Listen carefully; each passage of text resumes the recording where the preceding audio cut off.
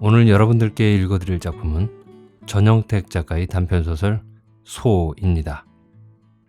단편소설 소는 풍요로움과 부를 암시하는 존재로서 그 소와 함께 더불어 모두 같이 잘 살고자 하는 의지를 갖고 있는 한 남자의 이야기입니다.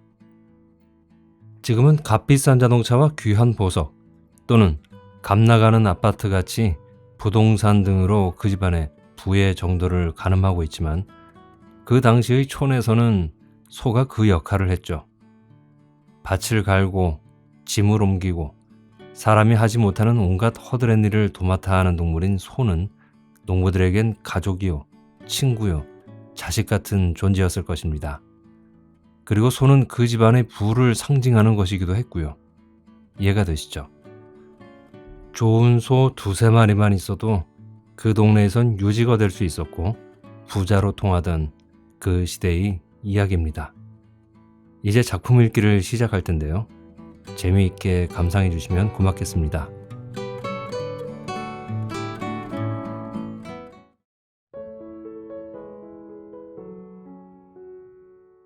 소 전영택.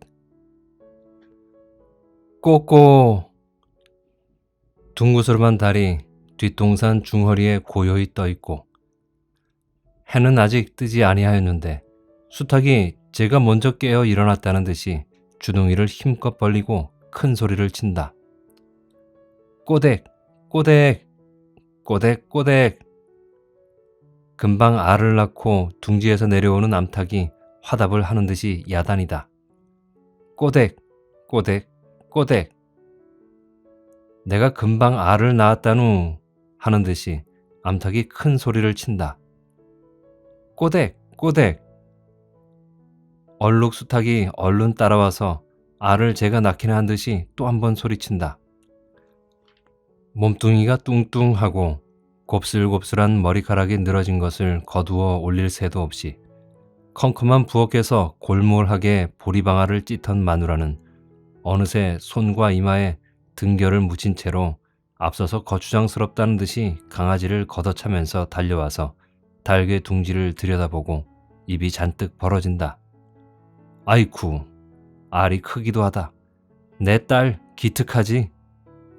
뚱뚱 마누라는 암탉을 어루만질 듯이 이렇게 중얼거리면서 알을 집어가지고 삐걱 소리를 요란스럽게 내면서 광문을 열고 맨 뒤 모퉁이에 있는 동이에 소중한 듯이 집어넣는다. 알 항아리를 한번 들여다보고 그 옆의 다른 항아리에서 보리 한 줌을 집어가지고 나와서 광문 앞에 쭈루루 뿌려준다. 암탉, 수탉은 맛있는 듯이 서로 돌아가면서 쪼아먹는다. 뚱뚱 마누라는 다시 가서 방아를 찧으려고 하다가 강아지가 절구술에 묻은 겨를 핥고 있는 것을 보고 아이고 속상해라. 저리 가! 하면서 옆에 있던 모지랑비를 거꾸로 쥐고 때려 쫓고 다시 절구질을 시작한다. 칫! 쳐! 칫! 쳐! 방아를 찧으면서 마누라는 광의 항아리에 있는 알을 생각한다. 이제 몇 알만 더 낳으면 네 꾸러미가 될까? 남의 닭은 며칠 만에 하나씩 낳는다는데 우리 닭은 매일 꼭꼭 낳는걸? 이제 네 알만 더 낳으면 네 꾸러미거든. 이번 장에 가서 팔면 얼마 받을까? 팔아가지고 암탉을 또 한 마리 살걸. 있던 놈하고 모두 10마리가 매일 알을 낳으면 잠깐 10꾸러미는 될 거라. 그놈을 팔아보태서는 이번에는 돼지를 사지. 아니, 그럴 것 없이 좀 더 보태서 암송아지를 사자. 그러면 송아지가 잠깐 자라서 또 새끼를 낳을 테지. 송아지, 큰 소 모두 한 10마리가 되면 굉장하다. 그때 소를 덜어 팔아서 논도 사고 큰 집도 사고 큰아이 장가도 보내고. 뚱뚱 마누라는 방아도 잘 찢지 못하고 보리를 절구해서 덜었다, 도로 쏟아 넣었다 하고 있다. 이때에 마침 장도 볼 겸 읍에까지 다녀오려고 소를 먼저 먹여 놓으려고 일찍 일어나 나온 주인은 외양간에 가서 암소를 슬슬 한번 쓸어주고 끌고 나오다가 싱글싱글 웃고 있는 마누라를 보고 뭘 그렇게 혼자서 좋아 그리고 있소? 글쎄, 우리 암탉이 날마다 알을 낳는 게 하도 신통해서 그러지요. 잠깐 선어 꾸러미 되겠거든. 팔아다가 암탉 몇 마리 더 사옵세다, 우리. 사나이는 마누라의 속셈을 벌써 다 알았다. 돈을 모아보려고 어린 아들을 달걀 하나를 마음 놓고 못 먹이는 것이 불쌍하기도 밉기도 해서 비웃는 듯이 웃으면서 여보, 너무 그러지 말고 더러 어린애도 살만 먹이기도 하고 당신도 좀 먹고 그러시오. 해보았다. 무어요? 당신의 상에도 새우젓찌개 하나 못 해놓은 걸 우리가 먹어요? 모아서 이제 사오는 암탉은 내 몫으로 할걸요? 마누라는 깜짝 놀라서 이렇게 말한다. 참, 내일이 당신 생일이지. 깜빡 잊어버릴 뻔했군. 장에 갔다가 고기 한 근 사와야겠군. 자기 말은 들은 채도 아니하고 새삼스러운 이 말에 고마운 줄도 모르고 마누라는 더욱 놀라는 듯이 아이고, 당신 정신 나갔구려. 생일이 다 무엇고 고기가 다 무슨 고기요? 이 다음에 이 자를 써 길게 끌어서 오래오래 있다가 돈 많이 벌어놓은 다음에나 고기를 사다 먹자는 말이었다. 그날 저녁에 배를 짜고 있던 마누라는 남편이 뻘건 쇠고기를 사들고 오는 것을 보고 배틀에서 일어나지도 않고 야단을 하였다. 용덕이 아버지 미쳤소? 누가 고기 사오랍디까? 우리 약속한 지 벌써 3년도 못 되어서 그게 무엇요? 날더러 밤낮 주책 없다고 그러더니 자기가 먼저. 사나이가 들었던 고기를 부엌 소나무단 위에 휙 던지고는 독에서 물을 떠서 세수를 하면서 그리고 마당을 쓸면서 지난 3년 동안의 일을 생각하였다. 강원도 춘천군 오여울이란 두매에 와서 농사를 지으면서 벌써 3년째나 사는 홍이라는 이 젊은이는 나이도 30이 훨씬 넘고 말이 없고 태도가 진중해서 뉘게나 점잖다는 말을 듣고 대접을 받기 때문에 어디 가나 젊은 축에는 들지 못하지만 본시 어디서 온 사람인지 무얼 하던 사람인지 동네 사람들도 자세히는 모른다. 일본 공부도 다닌 일이 있고 교사 노릇도 하고 어떤 군청에도 잠깐 다닌 일이 있다는 말을 들은 사람이 있고 그리고 동네 사람들의 대선은 맡아두고 해주고 하기 때문에 누가 시작했는지 모르나 홍주사라는 별명을 가지게 되었다. 홍주사는 춘천 촌으로 오면서 몇 가지 결심한 것이 있다. 다시는 촌을 떠나지 않을 것이 그 첫째요. 소를 잘 기르고 소와 같이 부지런히 농사를 할 것이라는 것이 둘째요. 셋째는 무엇이나 제가 지어서 먹고 사 먹지 않기로 마누라도 이것을 찬동해서 꼭 배를 짜서 입고 일체 옷감을 사지 않고 고기나 반찬도 사다 먹지 않기로 약속하였다. 그때 2돌 지난 아들 용덕이가 10살 되기까지는 이 약속을 지키기로 작정하였다. 춘천서 어떤 가까운 친구가 왔을 때 처음으로 한 놈을 잡아먹은 일이 있고는 실상 달걀 하나를 못 먹고 그 흔한 고무신 한 켤레 사다 신지 못하였다. 자기는 헌 구두를 출입할 때에만 신고 두 사람이 다 밤낮 삼으로 손수 삼은 미투리를 신었다. 마누라는 닭을 치는 것이 가장 큰 재미지만은 홍주사의 유일한 낙은 소를 먹이는 것이었다. 한국 사람은 소를 사랑하고 집마다 소를 먹여야 한다는 것이 그의 주장이었다. 그리고는 벌을 몇 통 쳤다. 꿀을 받아서 어린 것을 먹이고 동네 사람더러도 치라고 권한다. 아버지, 아버지, 얼른 좀 나와보세요. 전과 달리 일찍 일어난 용덕이는 무슨 큰일이나 난 듯이 안방문을 열고 여태 밖에 있다가 들어가서 잠깐 잠이 든 아버지를 들여다보면서 소리 지른다. 어느새 용덕이는 10살이 넘었고 홍주산의 살림도 꽤 늘어서 논도 새로 풀어서 면마지기 만들었고 집도 사랑채도 지었고 소도 2마리 되고 도야지는 남 준 것까지 10마리가 넘는다. 이날 아침에는 새벽 일찍 일어나서 소 외양간을 깨끗이 치워주고 여물을 정성껏 끓여 먹였다. 새끼 뱉던 암소가 여물을 먹고 나더니 금방 새끼를 낳아 놓았다. 홍주사는 너무 기뻐서 손수 송아지를 따뜻한 물로 씻어주고 어미소 등에 부대자루를 뜯어서 덮어주었다. 초가을이라 새벽녘에는 꽤 쌀쌀하기 때문에 마치 산모인 듯이 생각하고 간수하는 것이다. 그리고 자기는 약간 감기 기운이 있기 때문에 으스스해서 들어가 누웠던 참이다. 아버지, 아버지, 소가 아기를 낳았어요.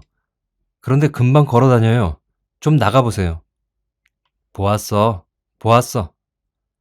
홍주사는 용덕이를 보고 끄떡끄떡 하기만 하다가 이렇게 말하고 종래 끌려 나와서 어미소가 쭈그리고 있는 새끼를 쩔쩔 핥아주고 있는 것을 보고 있다가 아무리 짐승이라도 금방 나온 새끼가 크기도 하지. 안에서 아침밥을 짓다가 나오는 마누라를 보고 홍주사는 이렇게 말한다. 정말 이렇게 큰 송아지는 처음 보았어요. 수컷이요? 여보, 용덕이 아버지. 이 송아지는 용덕이 소라 하고 이 다음에 암컷 낳거든 내 몫으로 주어요. 응? 이 송아지는 용덕아, 내 송아지다. 이 다음에 암컷 날지 어떻게 알아? 용덕이 송아지 삼으면 쟤가 길러야지. 쟤가 먹일까? 벌써? 어린 아들 용덕이도 크고 그 송아지도 커서 먹이기도 하고 타고도 다닐 일을 생각하며 자기도 참말로 기쁘지 아니한 바가 아니려니와 어린애같이 너무 좋아서 정신없이 짓거리는 마누라를 보고 웃으면서 홍주사는 잊어버렸던 대문 돌적이를 빼어놓고 용덕이를 한번 돌아보고 다시 안으로 들어갔다. 마누라는 송아지를 보면서 무슨 궁리를 하는 모양이었다.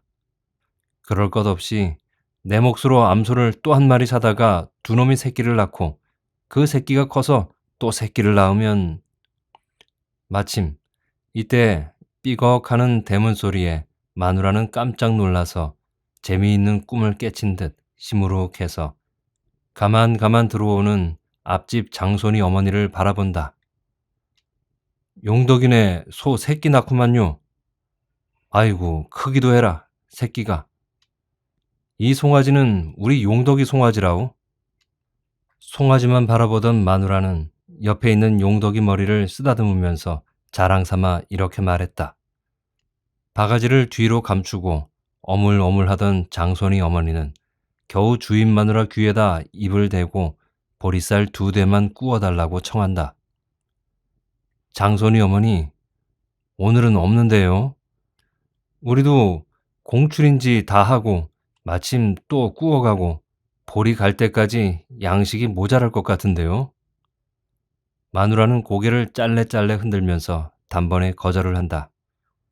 너무 무안스럽고 딱해서 얼른 돌아서 달아나듯이 나가는 장손이 어머니의 뒷모양을 방금 안방에서 나오던 홍주사는 물끄러미 바라보고 두 눈에 눈물이 글썽글썽하였다. 감는다고 하기는 했어도 다 찢어져서 옆구리살이 드러나는 저고리, 부대치마 밑에 빼빼 마른 종아리며 발목, 그보다도 집에서 배고파 울다가 잤을 어린 것들의 모양, 그보다도 그것을 참아 볼 수 없어 애태우는 어미의 쓰라린 마음을 생각하여 홍주사는 한없이 불쌍한 충동을 받은 것이다. 홍주사는 마누라를 부르고 장손이 어머니를 불렀으나 마누라도 대답이 없이 어디로 없어지고 나간 소는 더구나 소식이 없다. 홍주사는 쌀이비로 마당을 쓸다가 뒤곁으로 돌아가서 마누라를 보고 동네 사람에게 너무 박절하게 한다는 말을 하고 얼른 쌀을 좀 갖다 주기를 권하였다. 그 옆에 내를 그렇게 생각하거든 당신이 좀 갖다 주구려? 무엇이 애가 타서 쌀바가지를 들고 댕기란 말이야? 글쎄, 사람이 염치가 있지.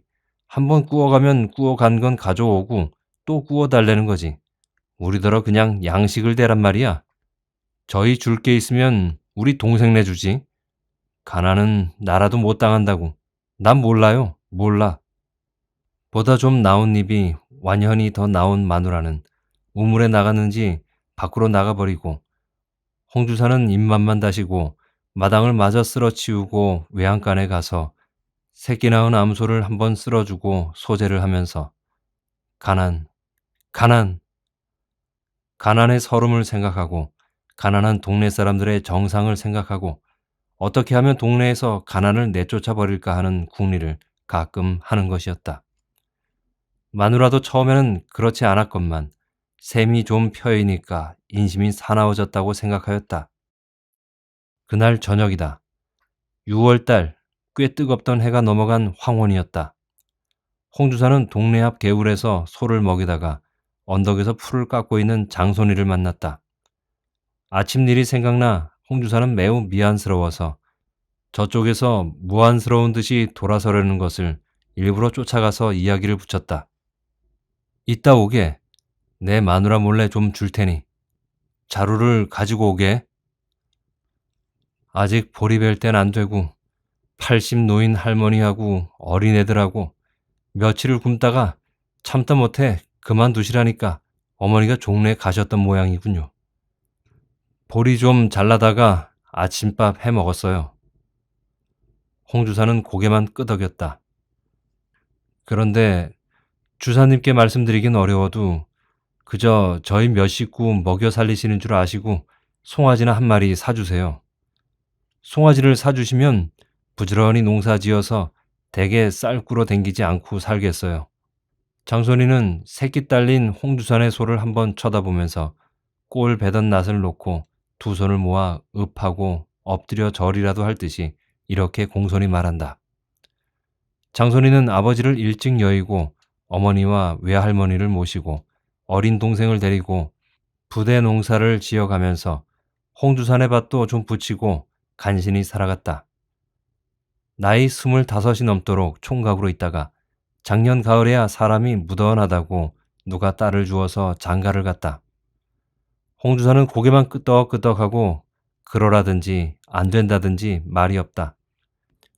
홍주사도 장손이한테는 사람 진실하고 술, 담배 모르고 부지런하다고 폭 호감을 가지고 있기 때문에 장가 갈 때에도 쌀 말도 사주고 속으로 저렇게 착한 사람이 늘 저렇게 고생을 하고 있어서 안 되었다 하고 은근히 동정을 하고 있던 차이였다.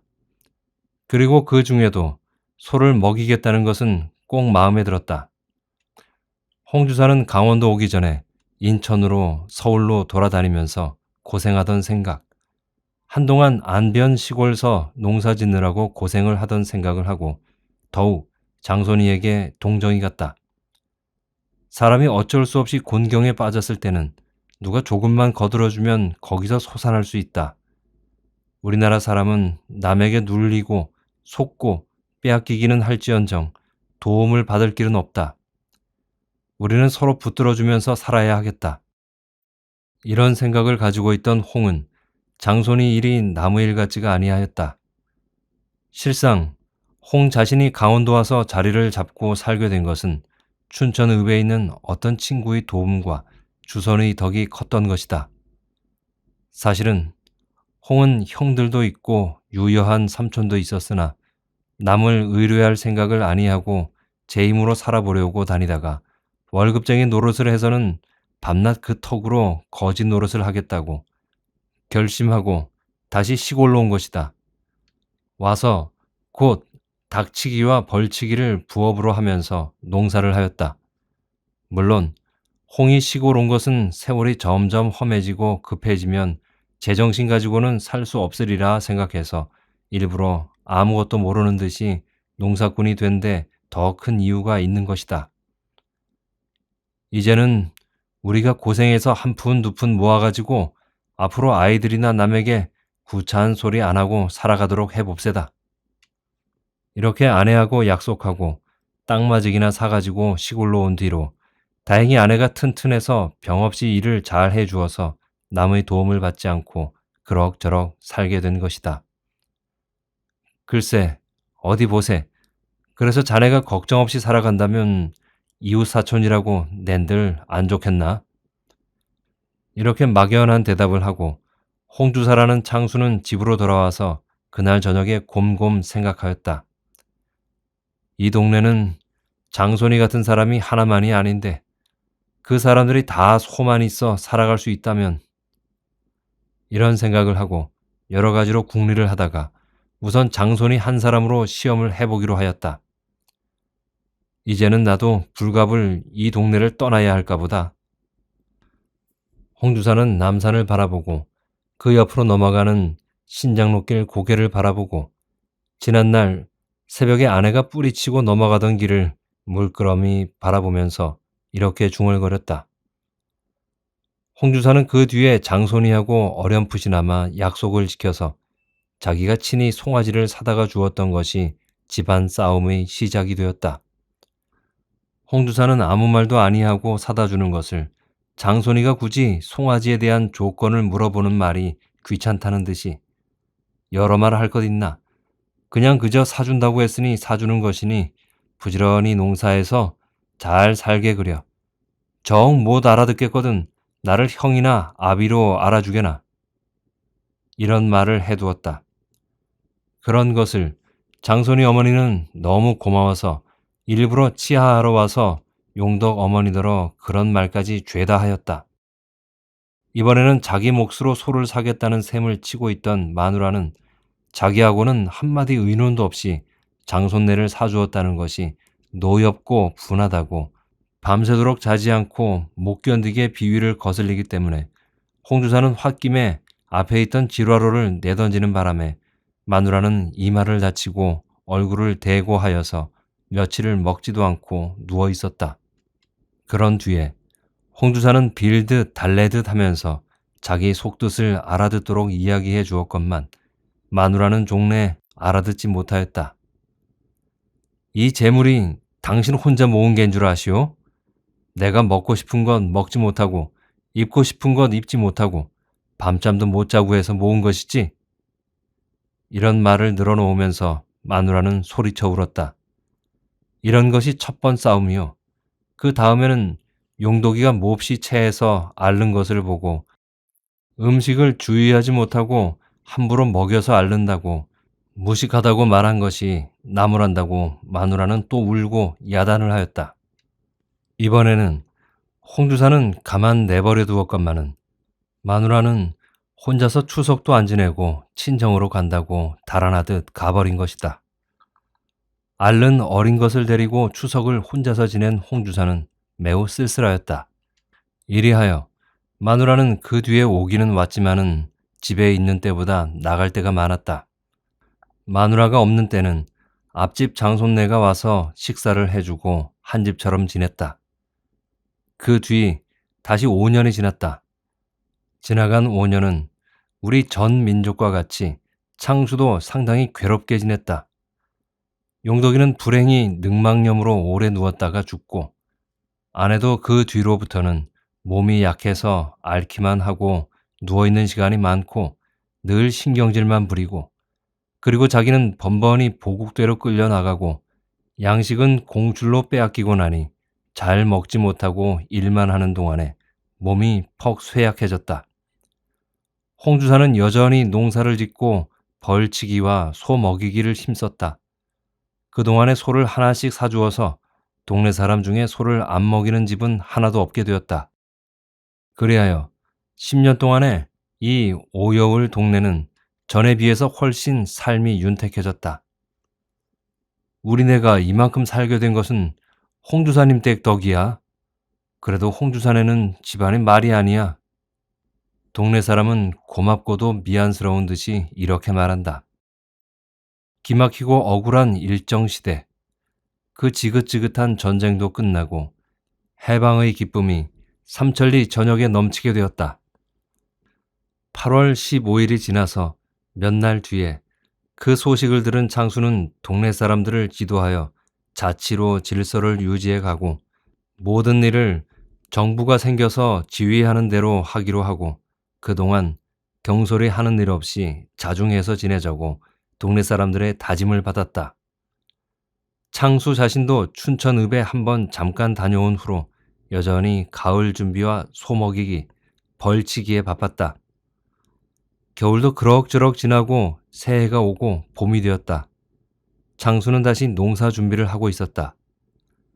당신 친구들은 모두 춘천으로 서울로들 가서 한 자리씩 하고 출세를 하는데 이 좋은 세월에 우리는 그냥 촌에 묻혀서 일만 하고 있단 말이오. 홍주산의 동네는 공교로에 바로 38선 이남에 들었으나 자기는 아직 세상에 가서 덤벼들 마음이 없어서 본래 결심한 대로 그대로 농촌을 지키기로 하였던 터이라. 농사하는 사람이 있어야지. 농사하는 사람이 없으면 어떻게 백성들이 먹고 살아간단 말이오. 우리는 그냥 이 동네에서 살아봅세다.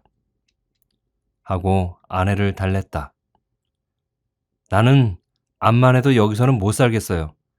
이제는 힘이 없어서 일도 못하겠고 하기도 싫고 사람이 웬만큼 고생을 하다가도 좀 편안히 살자고 그러는 것이지 누가 밤낮 이 꼴을 하고 산단 말이오. 이제는 우리도 대처에 가서 먹고 싶은 것도 먹고 구경도 하고 산득히 살아봅세다 그려. 마누라는 여전히 불평이 대단하고 도회지에 나가고 싶은 생각이 간절한 모양이다. 그동안 고생하고 일한 것은 촌에서라도 언제든지 돈을 모아가지고 호화롭게 잘 살자는 뜻이었다. 글쎄, 당신의 말도 그럴듯하지만은 이제 갑자기 대처로 가면 무슨 별수가 있어? 어디 가면 이만한 데가 있겠소? 홍주사는 그대로 이 촌을 떠나지 말기를 고집하였다. 그럼 당신이나 여기서 살구려. 나는 싫소. 내 소 팔아가지고 춘천으로 가든지 서울로 가든지 갈 터이하여. 소를 팔아? 소를 팔아가지고 무얼 한단 말이오? 장사하지. 아랫동네 구장내도 이북으로 다니면서 돈 많이 벌었는데 당신이 꽤 장사를 할 것 같소. 그리고 소도 우리 식구가 아니오. 제 식구를 팔아서 무슨 일을 보겠다고 팔아 없이 한단 말이오. 인제 아주 살림 끝장내려오. 글쎄, 내 소를 내 맘대로 한다는데 걱정이 웬 걱정이요? 제 걸 가지고 제 맘대로 못한단 말이오. 두어야 잃어버리기나 하려고. 장손네 소 잃었으니 이번엔 우리 소 잡아갈 차례로구먼. 바로 몇 날 전에 장손네 소를 잃어버렸는데 아직도 장손이 소 사준 것을 빈정대는 말이다. 자, 아무리 당신의 소라고 해도 여태껏 공손히 아무 말도 없이 주인을 위해서 일을 해준 소를 인정간에 어떻게 얻다가 팔아먹는단 말이오? 이 동네 사람은 살 사람이 없을 테니 장이 갖다 팔면 잡아먹는 거 아니고 뭐요?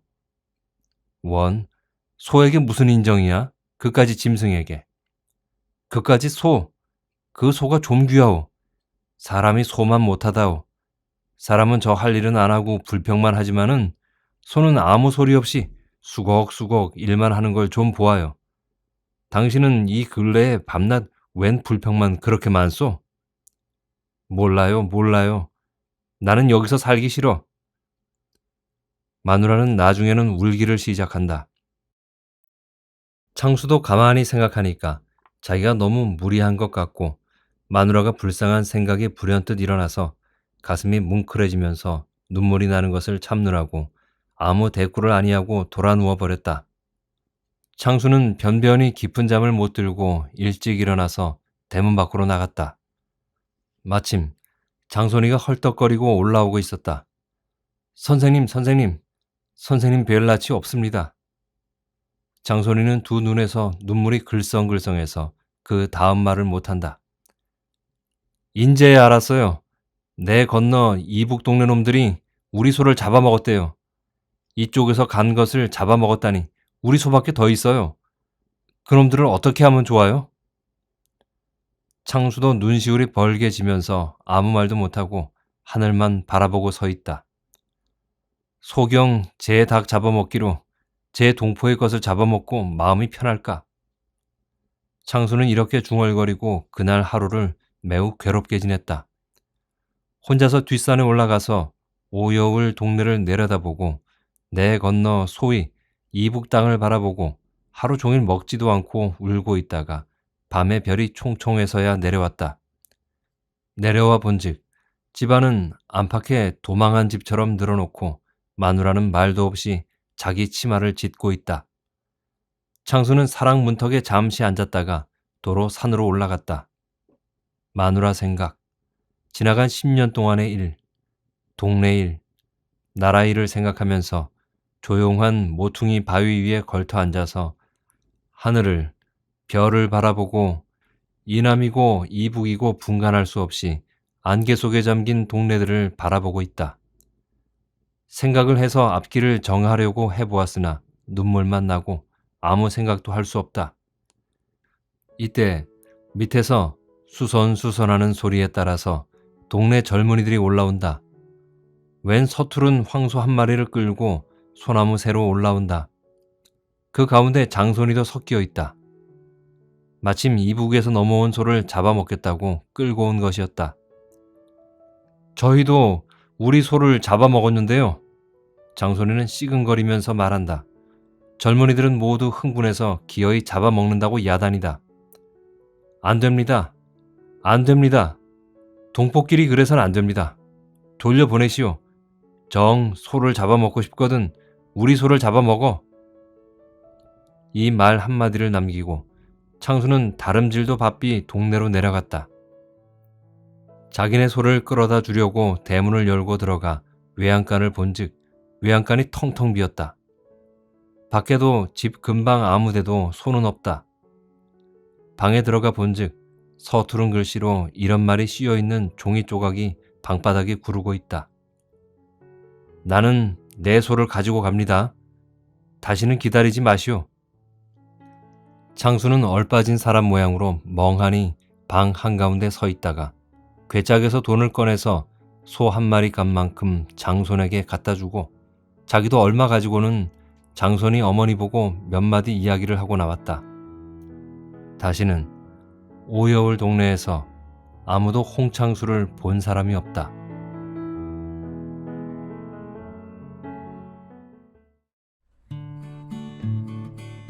(1947년에) 발표된 이 작품은 사실적인 농촌의 모습을 그려내 보여주고 있는데요. 보리를 수확하기 전 먹을 양식이 떨어져서 보리를 꿇어 다니는 장손 어머니처럼 그 당시 농촌에선 대부분 풍족한 생활을 하진 못했죠. 그건 그들이 원래 가난해서가 아니라 일본의 태평양 전쟁으로 인한 공출 때문이었습니다. 땀 흘려 수확한 곡식의 절반이나 수탈해 가는 일본 때문에 간신히 죽지 않고 버틸 정도만 갖게 된 농부들이 뭐가 남아서 가난을 벗어날 수 있었겠습니까? 그렇죠? 하지만 홍창수, 즉 홍주사는 소를 먹이고 키우는 것이 가난에서 벗어날 수 있는 유일한 길이라는 것을 알고 실천을 하죠. 심지어 자기의 재산으로 마을 사람들에게 소를 사줍니다. 그리고 성과는 참 좋았습니다. 그 동네가 그 전보다 훨씬 부유해졌으니까요. 그러나 자신의 가정은 그로 인해 깨어졌습니다. 홍주사가 한 일은 칭찬받아 마땅한 일이긴 하나 그 결과가 개인에겐 좋은 결론을 맺지 못한 것 같습니다. 이 소설은 제게 딜레마를 주는군요. 옳다고 생각하는 대의를 실천할 것인가? 아니면 눈을 감고 내 가정만을 위해 살아야 하는가? 어려운 문제죠. 여러분은 이런 딜레마에 빠진다면 어떻게 하실 것 같으신가요? 좋은 작품을 같이 읽고 생각하다 보니 시간이 벌써 마칠 시간이 되었습니다. 좋은 시간이셨나요? 저는 늘 그렇듯이 좋은 시간이었습니다.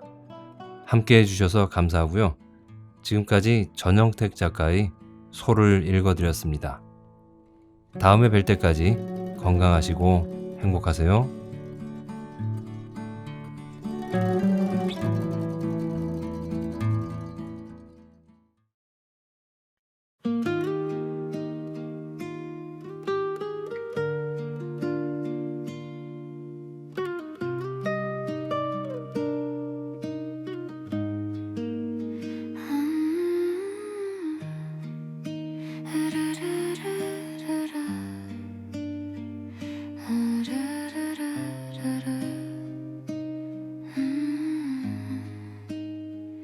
늦은 밤 불빛 아래 조용히 걷던 그 거리 바람이 스칠 때마다 꽃잎이 내려앉아 어깨 위 작은 온기 닿을 듯 말 듯한 거리 아무 말 없이도 우리는 서로를 알고 있었어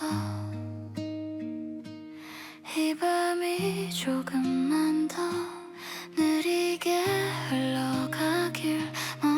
멈춰진 시간 속에 너와 나 벚꽃이 흩날리는 밤 너의 곁에 서 있으면 말하지 않아도 마음이 전해지는 것 같아.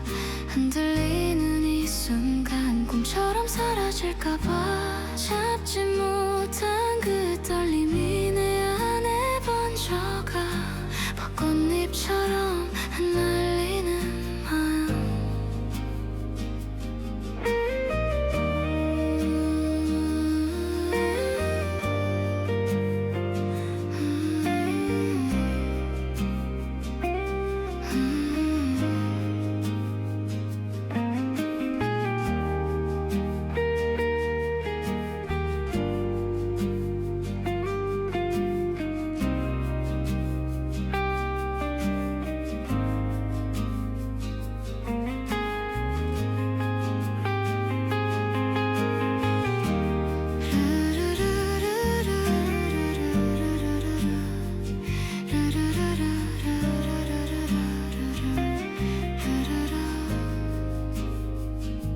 스쳐 지나간 손끝 그 짧은 순간에도 수없이 많은 말들이 가슴에 머물러 웃으며 바라보던 너의 그 눈빛 하나 아직도 그 자리에 조용히 남아있어. 다시 오지 않을 이 밤의 온도까지 기억하고 싶어서 눈을 감아. 벚꽃이 흩날리는 밤 너의 곁에 서 있으면 말하지 않아도 마음이 전해지는 것 같아. 흔들리는 이 순간 꿈처럼 사라질까봐 잡지 못한 그 떨림이 내 안에 번져가 벚꽃잎처럼 흩날리는